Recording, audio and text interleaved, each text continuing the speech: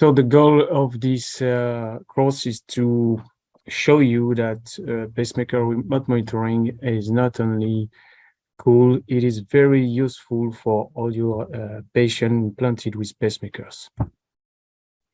So I will say a few words about the principle, the technical aspects, and we will see together a set of illustrative cases. So the principle you already know. The patient is implanted with remote monitoring capabilities pacemaker. The patient needs a transceiver. The transceiver right now is, in most of the cases, a smartphone, a dedicated smartphone, or the smartphone of the patient. The information go into the manufacturer server, and then they are available on the website. If you want to start remote monitoring, you have to be aware that you will need a team dedicated for that. And mostly you will need paramedics, nurses or technicians to help you with the triage of all this transmitted information. To give you an example, in Bordeaux, we have 5 or almost 6 nurses and technicians. They analyze every day the transmitted data. Last year, it was more than 100,000 transmissions, and they showed us, the cardiologists, less than 5% of this transmission. So there is, they do a large, very large, very good job of triage that is really mandatory for us. So remote monitoring means basically 3 functions.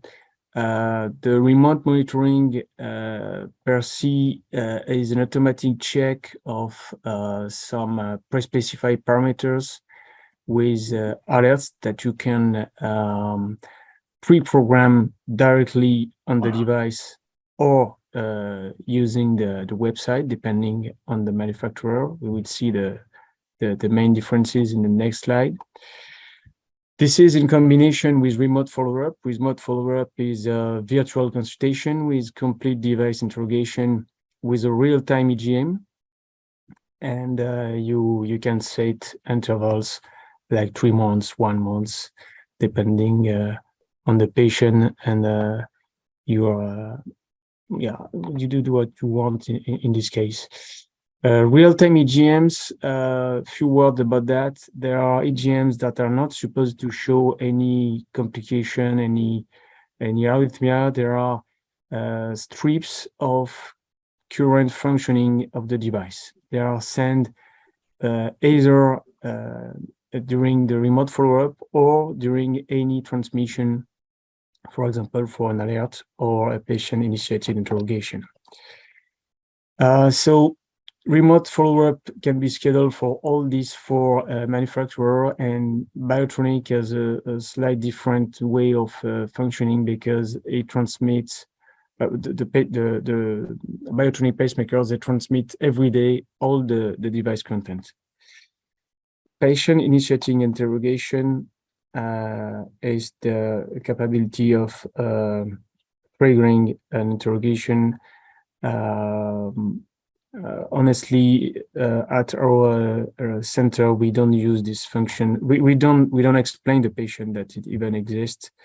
Otherwise, some of them will over abuse of the patient-initiated interrogation and will drain the battery. So we only ask them to do it when we need it, not when they need it. It is not possible for the Biotronic devices. Okay, there are some specificities in the remote monitoring alerts that you can program.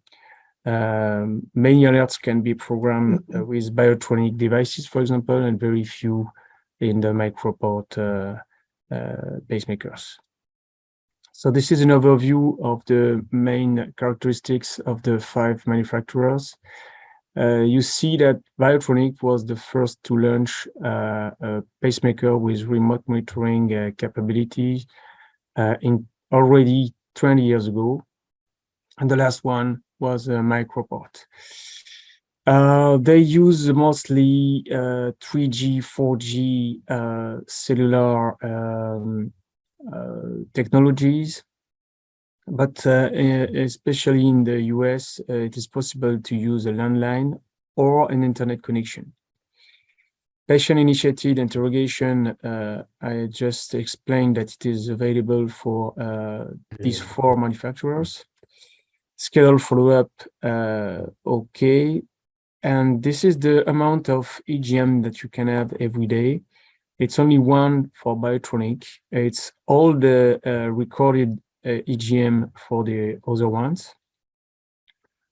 Only one because, as I said, Biotronic transmit every day all the other information like impedance, sensing, threshold, pacing threshold, stuff like this. So it is a very large amount of data. So they limit the amount of EGM, also the quality of the EGMs, because there are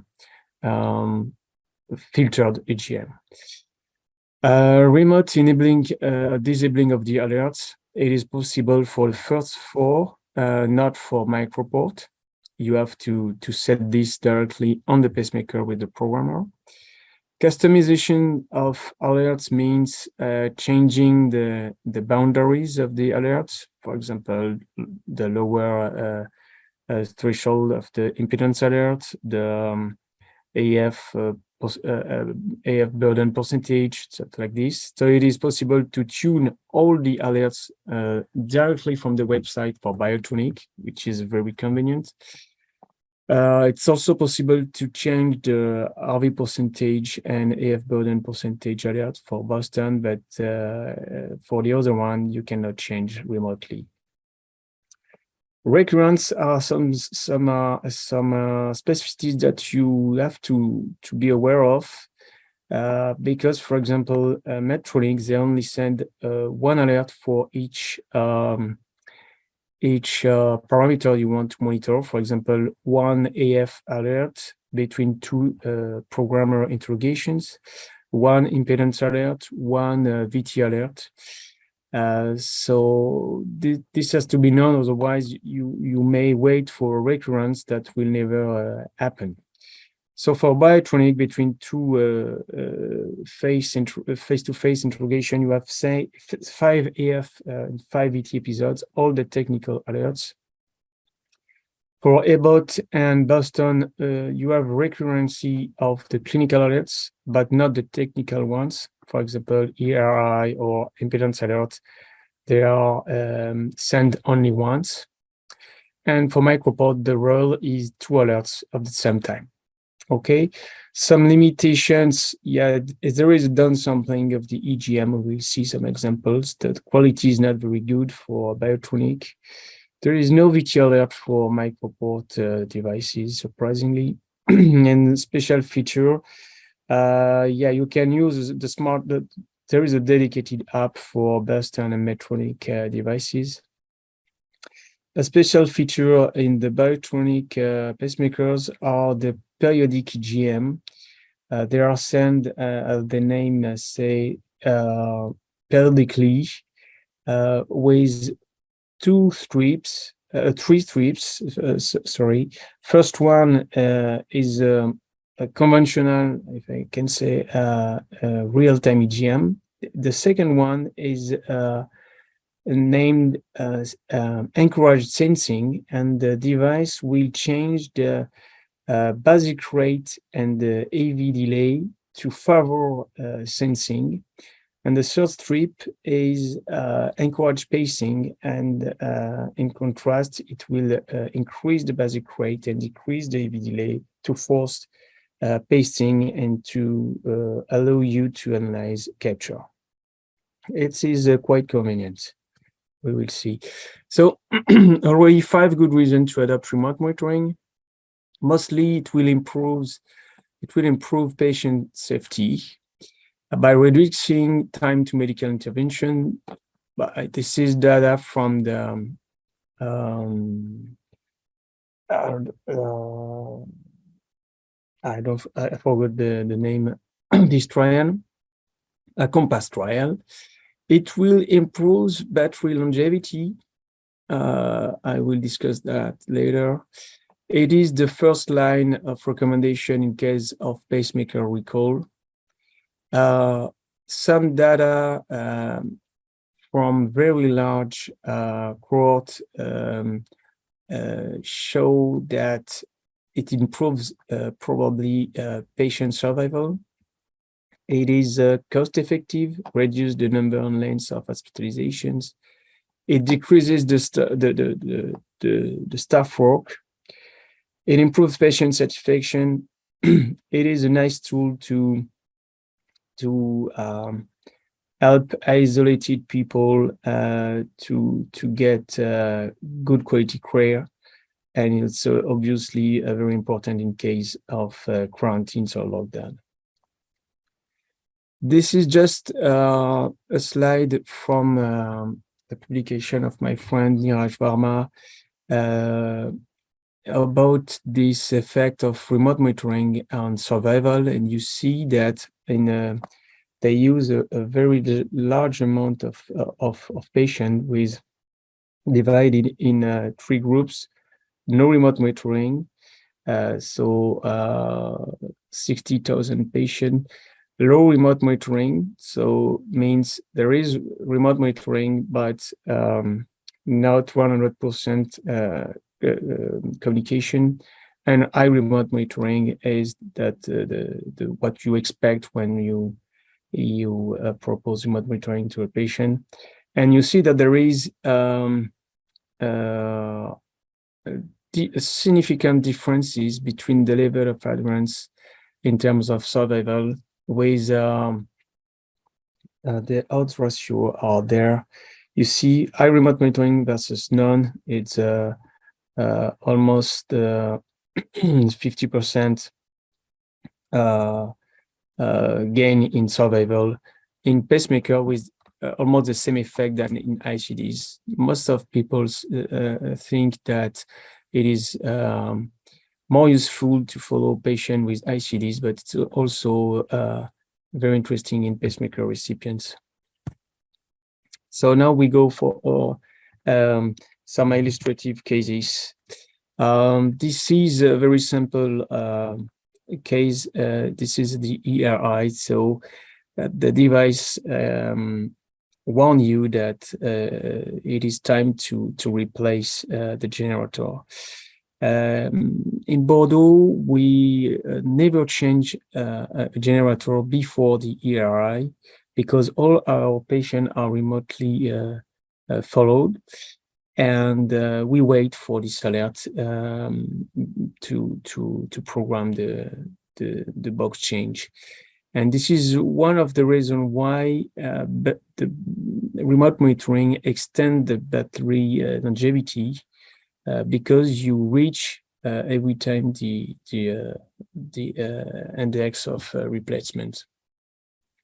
So obviously you have to be confident on your team and on the fact that the patient are actually communicating. This is something very important in remote monitoring, that you have to be sure that the patient is actually communicating something, that there is no issue with the transceiver, with the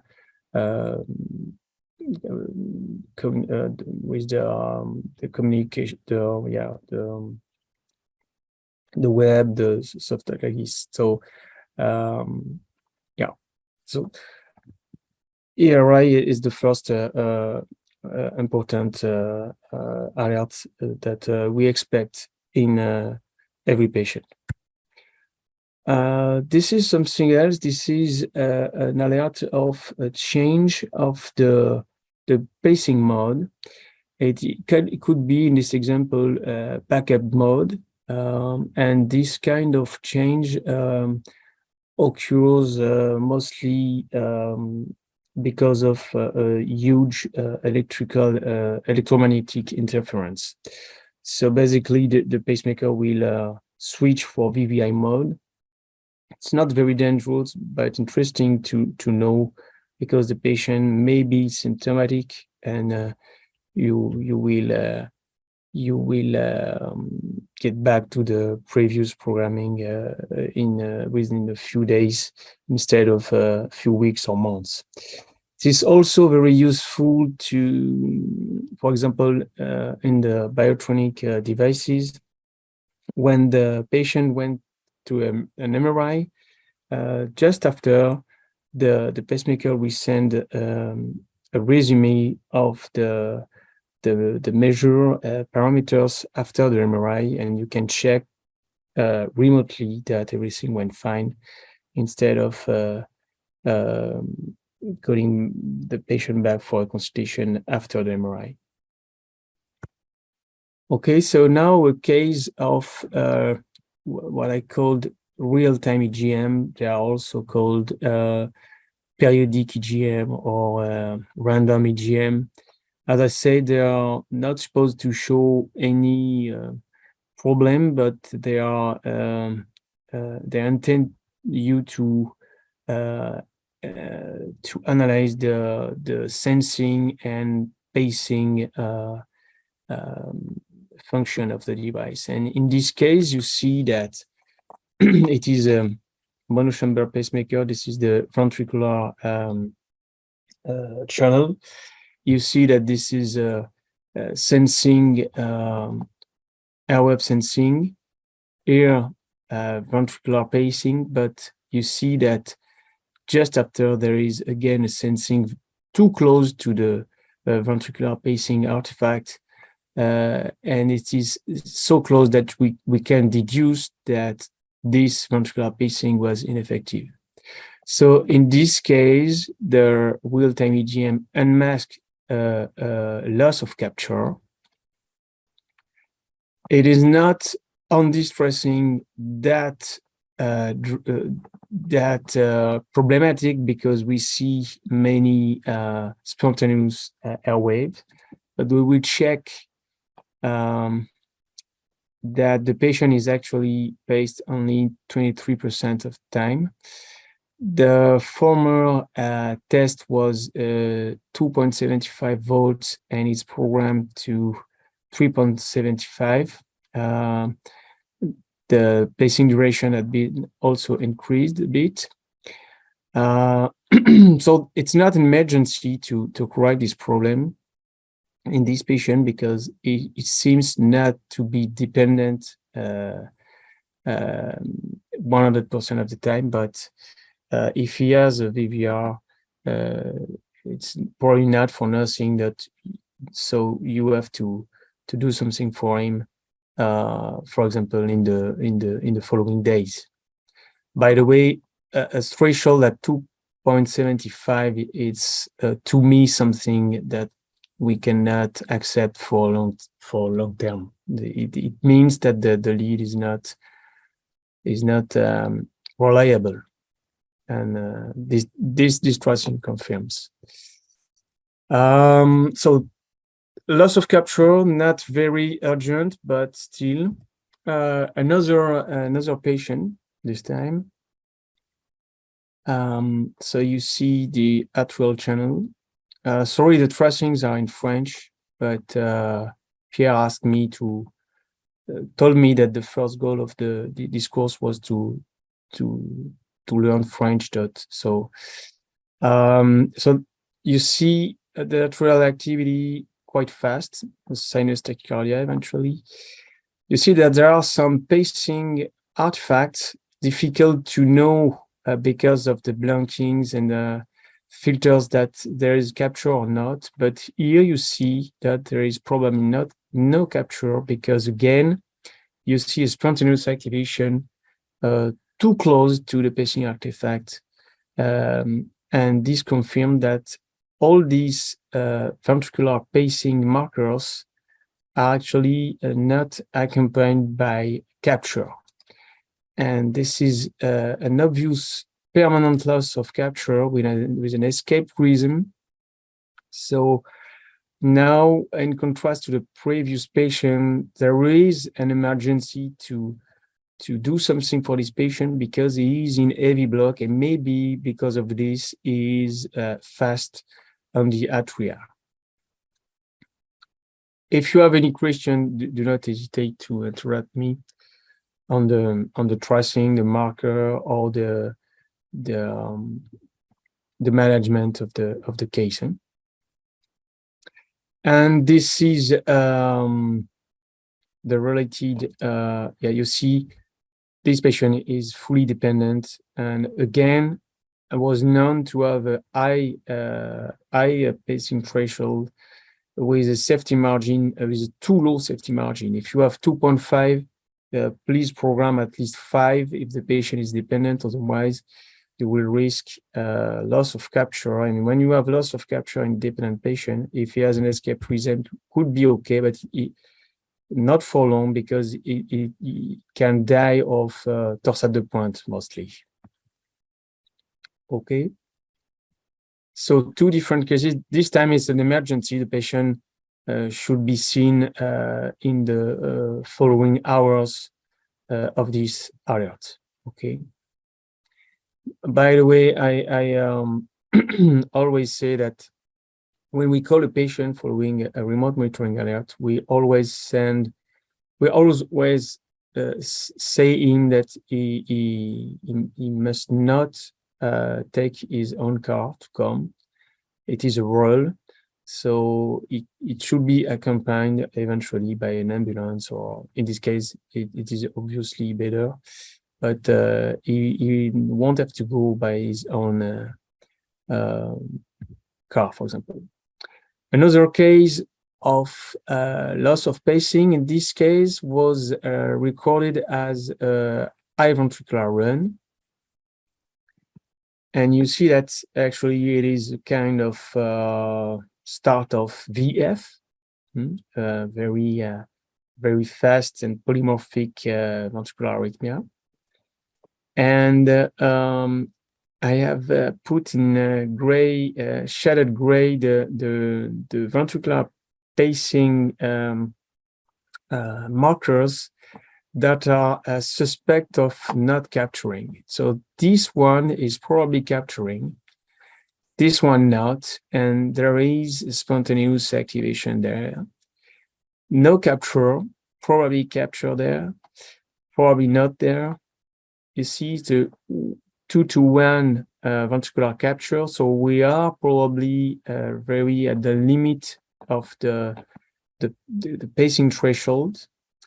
And at the end, what happened is that you have a loss of capture there, but 2 consecutive capture subsequently, and you have a long, short pacing sequence that probably had favored this arrhythmia, if not induced. Okay, so you see there that loss of capture is not only a problem of bradycardia, but also, and most of the time, problem of ventricular induced tachycardia. Okay, so obviously this case should be seen as an emergency, and the patient has to be called immediately. Okay. This is another case of periodic EGM. This is the first trip of this periodic EGM, because it is written normal. Normal means programmed settings, conventional program settings, as compared to encouraged pacing or encouraged sensing I explained before. So maybe somebody can explain me what's going on here.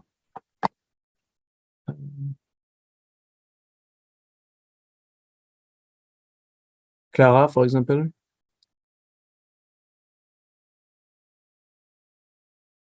Clara is not there. Clément? Clara. Je suis là. Je n'arrivais pas à activer mon micro. Ok. Donc là, on voit qu'il y a une... In English, if possible? Or... Ah, yes. I will try, but my English is not very good. So at the left, we see a spontaneous ventricular activity, Yes. and then we have again spontaneous activity, but it's not seen by the pacemaker. Yes, exactly. This signal is not seen as a ventricular depolarization by the pacemaker, so it is ventricular undersensing. And then what happened? The pacemaker pace in the ventricle, in the right ventricle. Yes, this But is there is no capture because it's in the refractory period. I don't think. exactly. This is the natural refractory period of the ventricle, so no depolarization. And again, ventricular undersensing. Again, asynchronous pacing. But what would you say about this timing of pacing? It's quite long. I think it's not in the natural refractory period of the ventricle. Yeah, it's during the repolarization. So we don't have the T wave artifact, but this is quite dangerous. Exactly. This is why we don't use VVO, DDO mode anymore, because asynchronous pacing can result in ventricular induced arrhythmia by pacing at the top of the T wave. You see that this little square is the calibration for 1 millivolt. So we are close to 1.52, I guess. I don't know. And we are at the limit of the detection. Yeah, exactly, because some are detected correctly, some are not. So what would you do for this patient? It is something to be fixed quickly, or you can wait the next consultation, or what would you advise? I think we have to see him quickly. Yes, exactly, because of this there problem. There is arrhythmia, ventricular risk. Yeah, exactly. He is not dependent. He has his own rhythm, which is in this case a disadvantage because we can induce arrhythmia by asynchronous pacing. So we have to see him quite fast. And this is the settings. So it's in French, but what you have to see there is the sensitivity threshold is programmed auto, and auto in biotronic pacemakers, it's an automatic sensitivity which is blocked to 2 millivolts. And so this explains why we add some undersensing, considering the voltage of these two.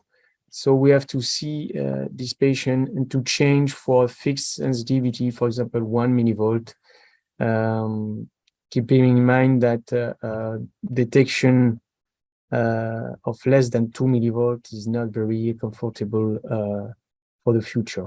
Okay.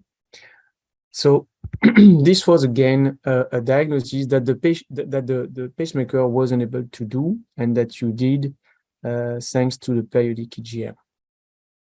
So one intern of our department has analyzed the usefulness of this kind of periodic EGM and found that actually 5% of them were showing something like noise, loss of capture, undersensing.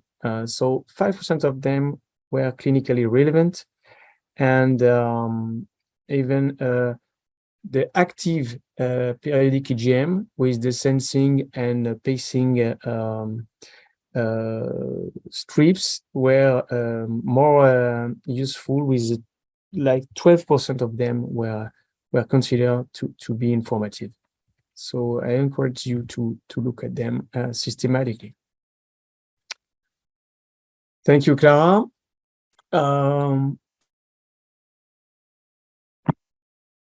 Somebody wants to comment that one, maybe.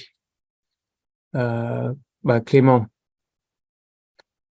Clément is Mr. Real-Time EGM. Hello, Sylvain. I have your head in front of the EGM. So we can see here an EGM with the natural and the ventricular atrial channel on the top, ventricular channel on the bottom. And we can see the atrial and the ventricular activity are at the same time. On time. They are on time. Yeah, exactly. So probably it is an epicardiac pacemaker with ventricular leads. No. With two ventricular leads. No, it was not. No. It was a conventional pacemaker. Okay. So if it's a conventional pacemaker, we can see that the ventricular lead seems to lessen the atrial activity. Yes, that's the first hypothesis. What is the other one? The other one, it's that the atrial lead could felt in the ventricle, and then the atrial pacing can capture the right ventricle.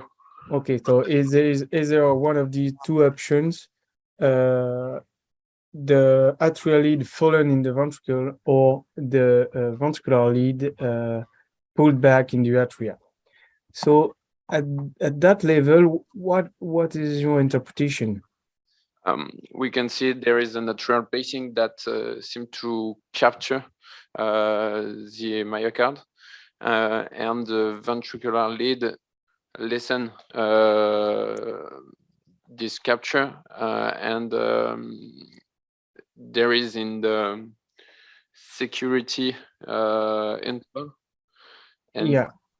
So so this is atrial pacing, ventricular sense in the ventricular safety window, and security pacing, as you said, just after. So this sequence, is this sequence helping us in knowing which one of the lead is dislodged?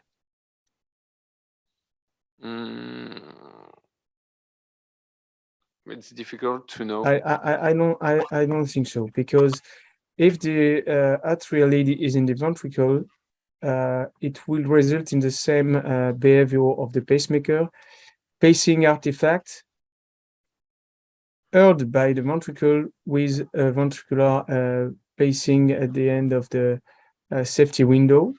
And if the ventricle lead is pulled back on the atria, it will be the same. Again, but this is more interesting because we see that, again, this square is 1 millivolt, and this little square is also 1 millivolt. So this means that this signal is almost 10 millivolt, and this one is 0.5. Okay, so if the ventricular lead is in the atria, it means that it will send the atria 10 millivolt against a normal atrial lead sensing 0.5. Yes, and it's so it's mostly the opposite, with the atrial lead being in the ventricular cavity. Yeah. Okay. So you said at the beginning that the signals were on time. So the two possibilities were atrial dislodgement or ventricular dislodgement. This is not helping us, but this is helping us to make the diagnosis of atrial lead dislodgement. Okay. Is it a problem for you? Should we call the patient immediately or in 1 week or? If it's the atrial lead that failed, it's not an emergency because the ventricular is spaced, then the patient is safe.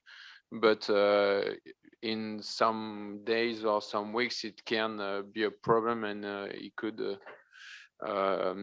have cardiac insufficiency.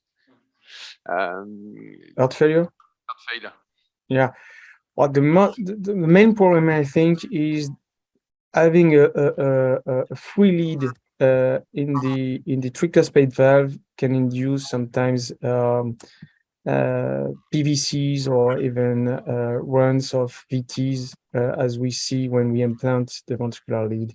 So you won't have to wait that much and replace the lead quite fast, I think. Okay.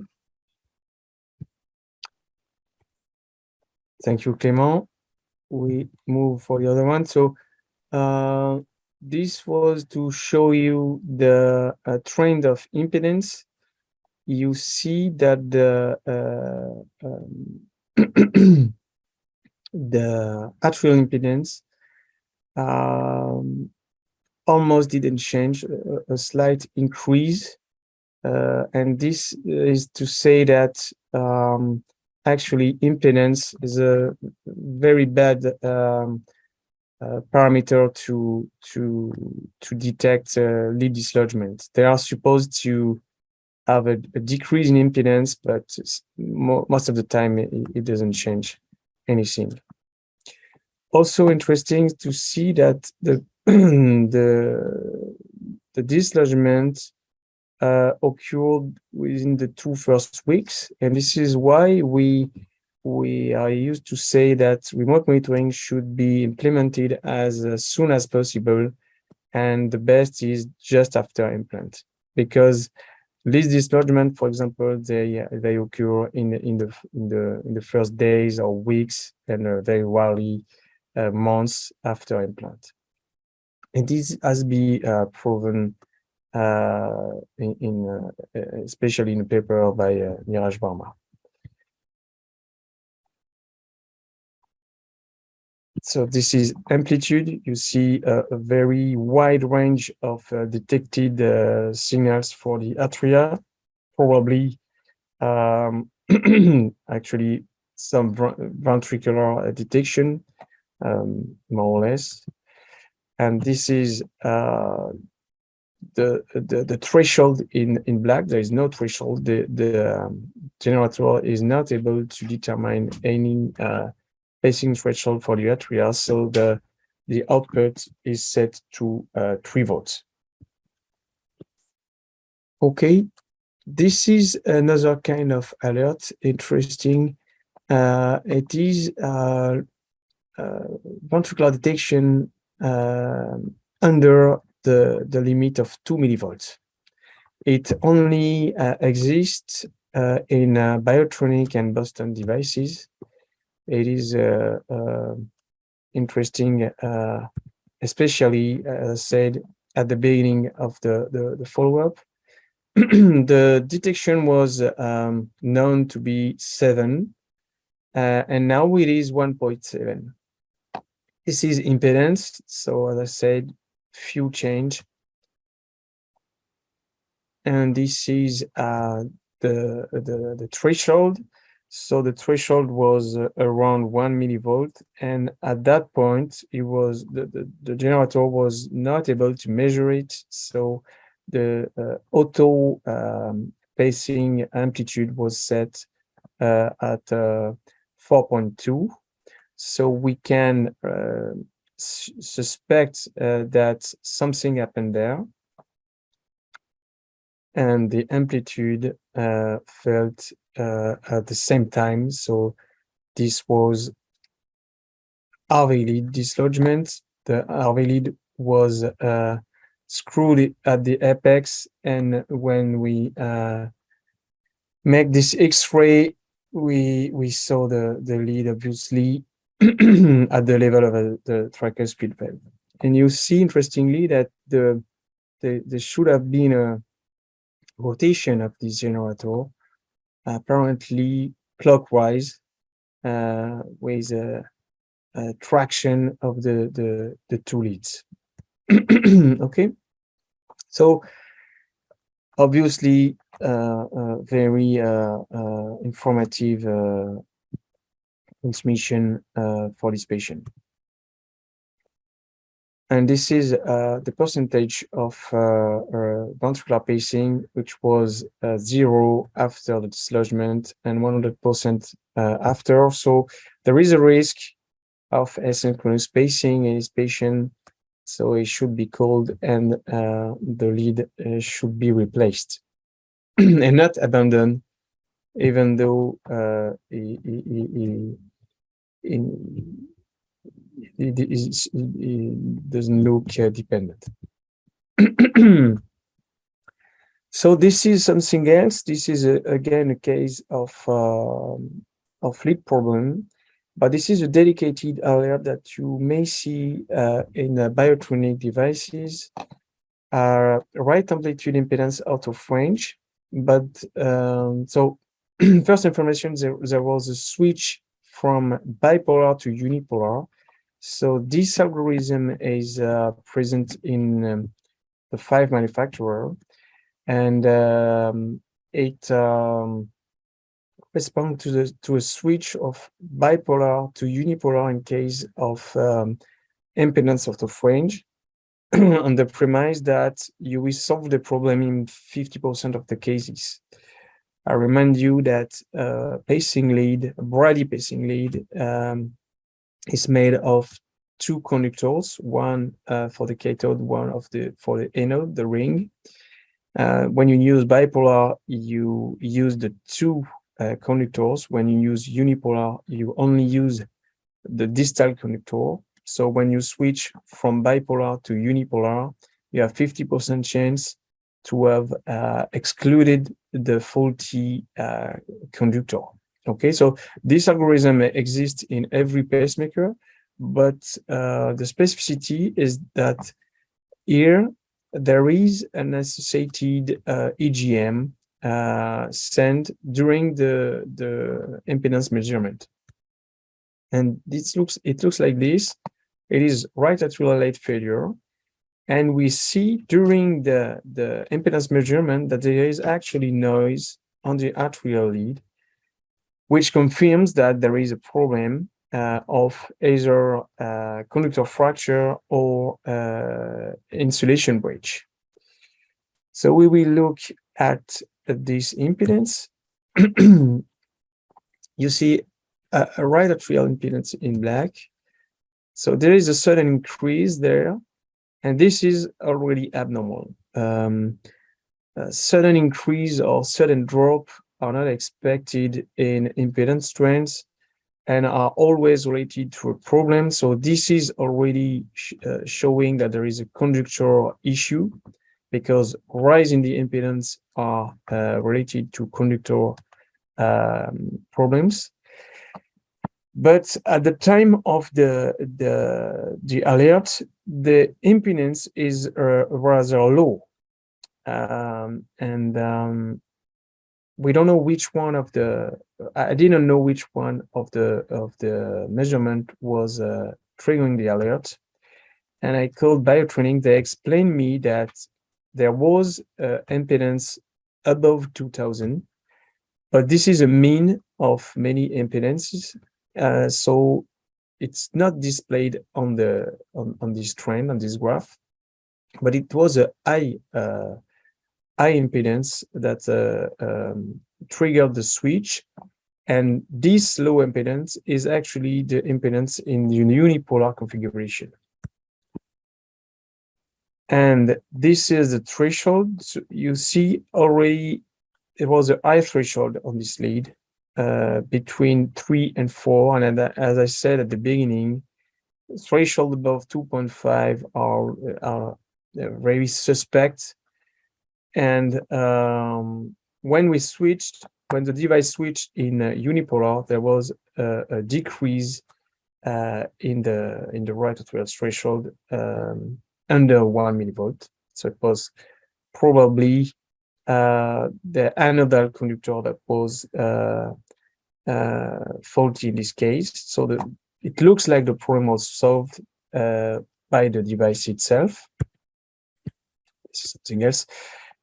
So in such a case, I won't call the patient immediately because it is a natural lead, and the device itself switch for unipolar. It looks to work quite well, so I will monitor this unipolar conductor, keeping in mind that probably it will also break at one time because the lead that has already one conductor fractured won't last forever, but it is a natural lead. It's not really a problem to monitor that. Okay. So we have 15 minutes left to talk about some problems of arrhythmia, and the leading cause of alert is obviously atrial fibrillation in a pacemaker and also ICDs. We have tons of atrial fibrillation alerts every day. So we don't know yet what is the threshold for anticoagulation in our patients. It is quite clear that above a day we should anticoagulate, but above 24 hours, under 24 hours, there is debate, especially when you have fast atrial rate of 7 minutes. But at least it's interesting to know. And this is one of the advantage of remote monitoring. When a patient has even few seconds for some devices like Boston or Biotronic of AF, you are aware the day after. Sorry again for the French. This is a Biotronic device with atrial fibrillation burden of more than 30 minutes. We go for the EGM, always do that, because you see in that case, it was not AF, because we see the spontaneous signals corresponding to the P waves here. This is probably sinus rhythm. And in between, there are some noises. So what do I do when I see that? I will check the impedance, stable, but also I will check the pacing configuration and detection, and this is detection in a unipolar configuration, though some of these myopotential are expected, and I won't call the patient for that. So you see yes, these are the durations of the atrial fibrillation episodes. Most of them are less than 1 minute related to this kind of myopotential on the atrial lead. So always look for an EGM when you have an AF alert. It is not always possible, especially in the oldest Biotronic pacemaker, the Avia pacemaker in particular, but always check, because there are like we are currently analyzing that, and it looks like almost 20% of AF alerts are not related to AF, but either to far-field oversensing or interferences or noise due to failure of the conductor. So always look for the EGMs. So this is something we see sometimes, non-sustained VTs. I'm used to say that they are mostly informative if they show noise, but in some cases they are useful in pacemaker recipients. This kind of tracing, I won't say it is very interesting, depending on the cardiomyopathy and the age of the patient, of course. But when you see that, it's a completely different story, because you see that there is a genuine VT, quite fast, you see, and the duration was almost 10 minutes. So this patient was called and was graded for an ICD. So in between, there are sometimes some tricky tracing with either fast or long-lasting run of ventricular tachycardia, and you don't really know what to do. But yeah, I think looking for the cardiomyopathy and the age of the patient will help in most of the cases. But monitoring VTs is always interesting. Okay. Last illustration is the usefulness of remote monitoring in case of recall, and this is the last famous recall, unfortunately, of the Abbott devices.